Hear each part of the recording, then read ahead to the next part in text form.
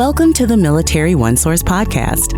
Military OneSource is an official program of the Defense Department with tools, information, and resources to help families navigate all aspects of military life. For more information, visit MilitaryOneSource.mil. Welcome to the podcast. I'm Bruce Moody, and let me be the umpteenth person to say Happy New Year to you. I wish you all the best. You know, what we're going to do in this episode is kind of talk about nutrition and wellness and how you might think about that when you're making plans for 2024, goals that you want to set, that sort of thing. We have with us an expert today. Jen Claro is a registered dietitian. She has been for 14 years. She leads all things nutrition and food over at Joint Base Meyer Henderson Hall, which is just down the road from the Pentagon. All right, so you know where that is. Anyway, Jen, welcome to the podcast and Happy New Year. Thank you so much, Bruce. I'm glad to be here, glad to contribute, and definitely looking forward to a nice 2024 as well. Yeah, so we'll get into how we can kind of make that happen from your point of view. So let's get a sense of a little bit about you, your background, and what is it that you do as a registered dietitian? So as a dietitian, I'm very passionate about helping people work toward their own goals, kind of taking them from where they are to where they want to be and giving them the tools and empowering them to be able to do that. I get the fortunate blessing of working with our military population, service members, retirees, their family members. And typically it's within an individual setting where we really get to dig in and customize some individualized approaches, again, to get them individually where they want to be. You know, most people have a pretty good idea of what's healthy, maybe what's not so healthy. Where I come in is kind of helping them develop an approach that works for them. And yeah, through the nutrition, lifestyle changes in a nice, realistic way. As you're working with people, what's your personal approach toward things like nutrition and wellness? Yeah, I find that I tend to take more of what would be considered an anti-diet approach. I think most people assume when they talk to a dietitian, they're going to be told what they have to stop doing and take all the joy out of the delicious things in life that we like to enjoy. And it can be very surprising when I mention to them that I feel like I do the opposite. Okay, so we know what a diet is. Dietitians don't eat that anymore. So what's an anti-diet? So I would kind of describe the anti-diet approach as flipping the script, right? The diet industry is very good at telling us what not to do. All the rules and things to avoid or eliminate, things that then set us up to feel guilty for eating them, you know, if they're on the no-no list. And I like to do the opposite. I like to talk about what we should be eating, the things we should be collecting and providing our body that nourish it, that provide fuel. And so, yeah, I think it's a lot more fun to focus on getting enough of the good stuff for our bodies while also figuring out how to enjoy those tasty things in life in a realistic way that also, again, keeps individuals moving forward toward their goals. So what is it that you mean by that when you say basically how to eat? Are you talking about ways that people can approach the manner in which they're eating? Yeah, I think when we think about how we fuel and nourish our body, there are many factors involved. I've noticed that it kind of tends to be almost like an all or nothing approach these days, where you're either on a diet or you're not, and you're eating, you know, everything in sight with reckless abandon. But I think pulling in that mindful or intuitive eating mindset, where it really just kind of allows us to pause, to kind of slow everything down, to step back and actually remember what we're doing. We're fueling and nourishing our bodies. And whether that's for actual fuel and nourishment or because we're in a social setting or it's a special occasion, I think kind of hitting that, I describe it as our invisible pause button. We kind of hit that pause button and take a step back and say, you know what, I'm about to eat this. What's my game plan? You know, slow down, be mindful about it, be intentional about it, and enjoy it. You know, being able to take that moment to think about, what does our body need? You know, what does my body need from me right now? And listening to hunger cues, chewing slowly, savoring those moments and those bites, you know, being mindful, being present with our eating approach. This is really interesting. And I want to spend a little bit more time on this pause button as it gets into the topic of mindful eating. And maybe you could give some more examples, things we can think about, because there's stress eating, there's eating because you're hungry, but you're talking about basically allowing these thoughts and then pausing and thinking about what to do about them and how that fits into the larger picture. I think that's what you're talking about, making sure that the things that you're about to eat fit into your overall plan and not just what you really feel like noshing on at the very instant moment. Yeah, I feel like often we're eating on the go or we're eating in a distracted setting. And again, I think the diet industry has us set up to think about it in such a polarized manner where we're either eating healthy or unhealthy. And I think there's ways to use mindful eating or kind of that intuitive eating thought process to slow down. Planning ahead obviously can be helpful, but in the moment, hit that pause button and say, okay, I'm pulling into a fast food restaurant. What's my game plan? Or what am I about to do? And how can I make the most of it? Whether it's just packing your own lunch for the day and then actually making time for it during the work day. Where, even if the reality that you have to eat at your desk and kind of work through because you're trying to get through something that has to be done, but still kind of finding a way to be mindful at that time. I think what we're discussing is somebody who is already in the middle of their plan. They've already figured out what to do, and now they're in the middle of the day and they're figuring out how to make it work for them. And the pause button is certainly part of that. Let's go back to someone who's just kind of taking those initial steps. If a person is thinking about, maybe they've already made the decision to take steps to achieve their nutrition goals, where do they begin and what are those first actions that they need to be looking at? A really good first step is to actually take some time to think about what the goals are and then the reasons behind them. I know it's kind of one of those thought processes to think, start with why, right? Kind of start about what are my goals and what's the reason behind them? What's going to motivate me? And then I think the main first step is gathering resources, putting together a dream team to support those goals and moving ahead with those goals. So, whether it's resources that are things you can read and access online, whether it's a medical care team, working with your primary care team, or even resources that are more hands-on where maybe you are utilizing kind of getting your exercise plan, all of these things, whatever the goals are, more than likely there are some tools that we can add to our toolbox to help us move forward.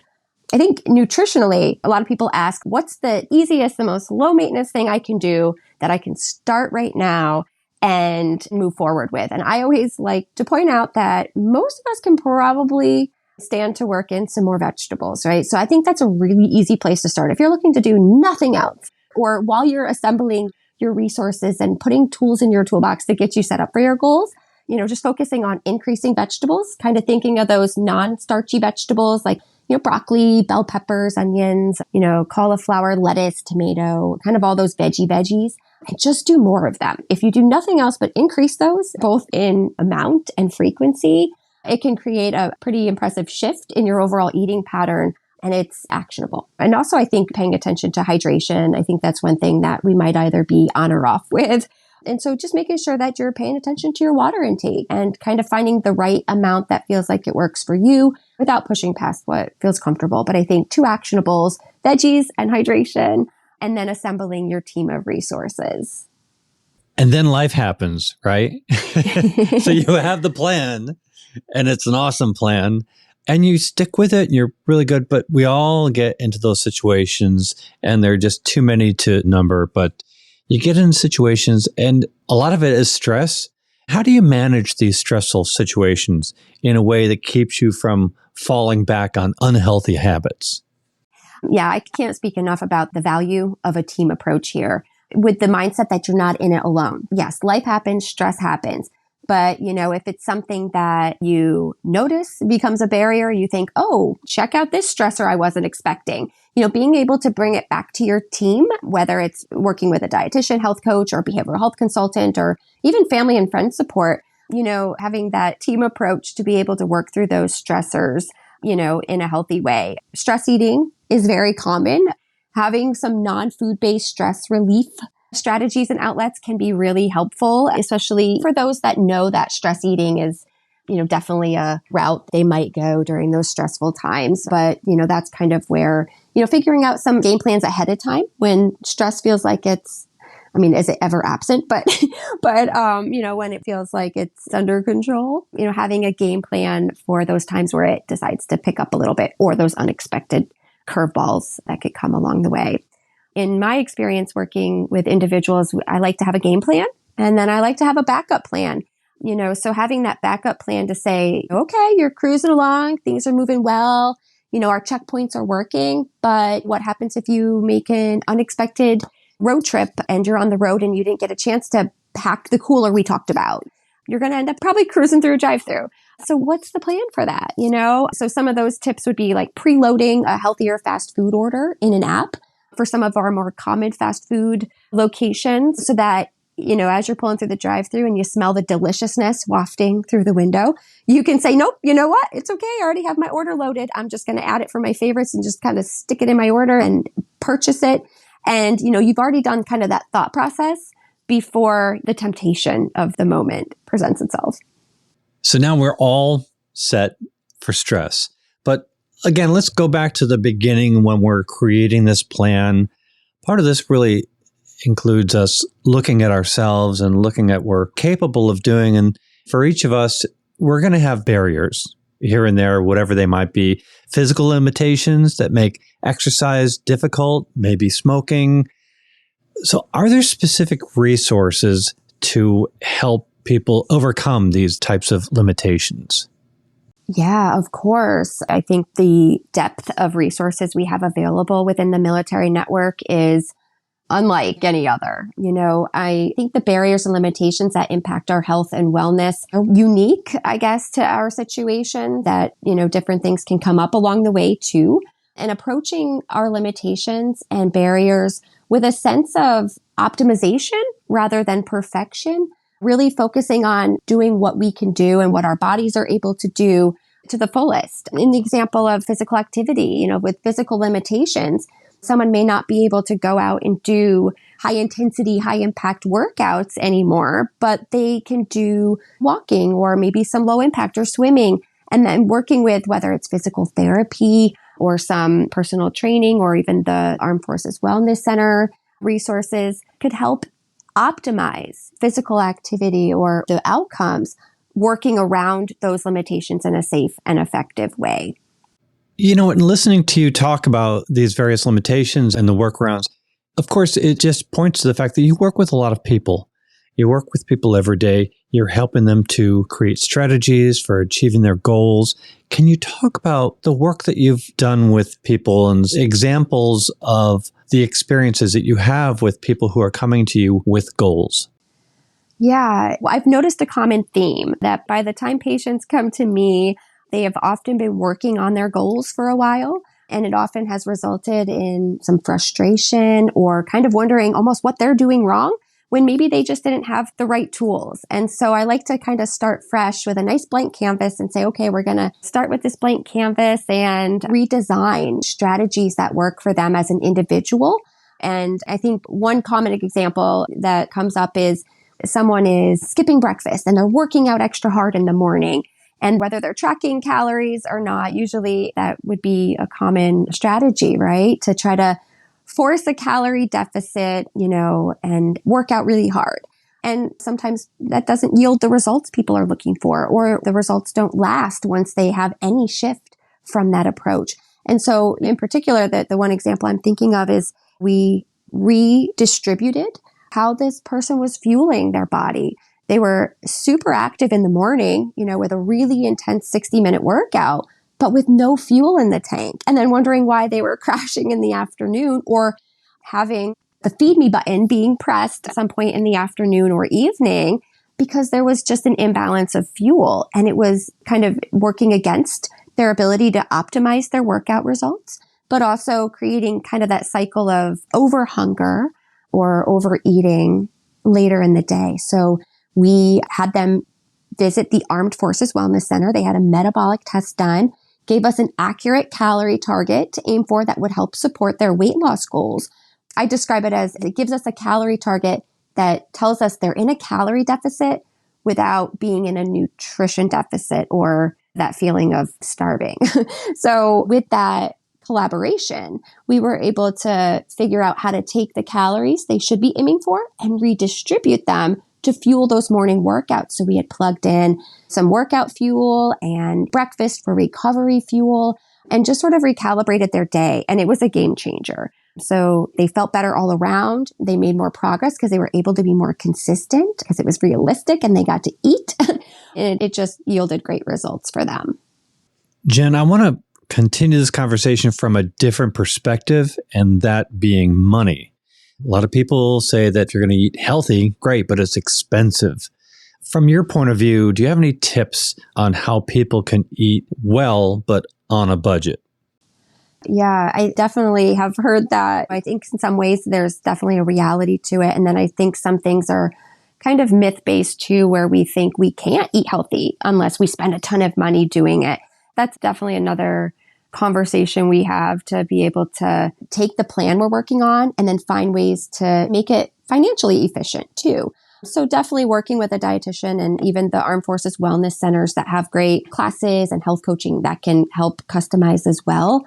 Some of the strategies that come up during our sessions would be actually planning meals and shopping lists, even shopping online using an app. I know the commissary, they have their Click to Go program that has recipes built in and allows you to add the ingredients right to the cart without having to think about it or browse for them yourself. And sometimes people find that using apps shopping online for groceries can help because we're not browsing the aisles and grabbing those impulse purchases. So yeah, kind of planning meals and creating shopping lists, whether it is using something like the commissary's Click to Go app or some of the other apps that are out there that you can purchase groceries from, that can be definitely helpful to plan ahead. Using some practical, again, actionable recommendations would be using frozen foods to balance some of the fresh perishable items that might be a little bit more expensive. So an example might be fresh veggies. You might choose to buy just enough fresh veggies to get you through the first few days of the week, then utilize the frozen veggies to help provide veggies for the rest of the week. That way, you're going to get through the fresh veggies you spent that money on, and they tend to run a little bit more expensive for the fresh. And then you've got the frozen veggies for the rest of the week without seeing too many rotten vegetables wasting away in the produce drawer of the fridge. Also, plant-based sources of protein tend to cost less than meats. So working those in a few times per week can also help offset some grocery budget money.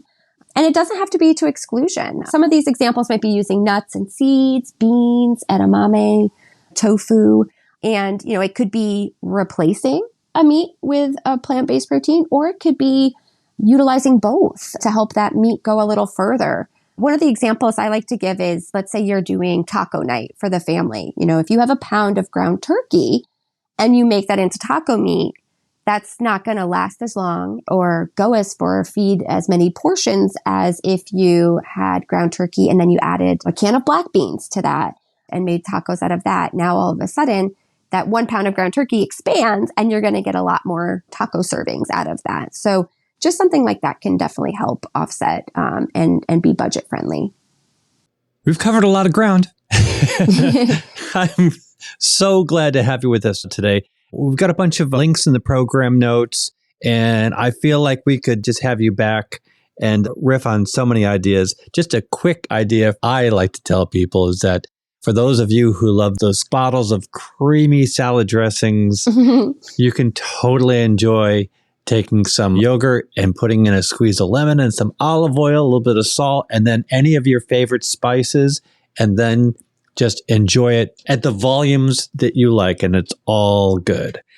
Sounds refreshing. Yes, that sounds delicious. Yeah, it is. It is. No guilt. Anyway, we could riff on ideas another time. I'd love to do that. Love to have you back.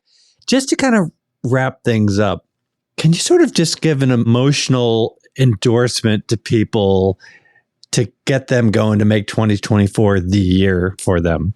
I'll just leave you to that. Yeah. Oh, wow. I probably could talk for hours on this.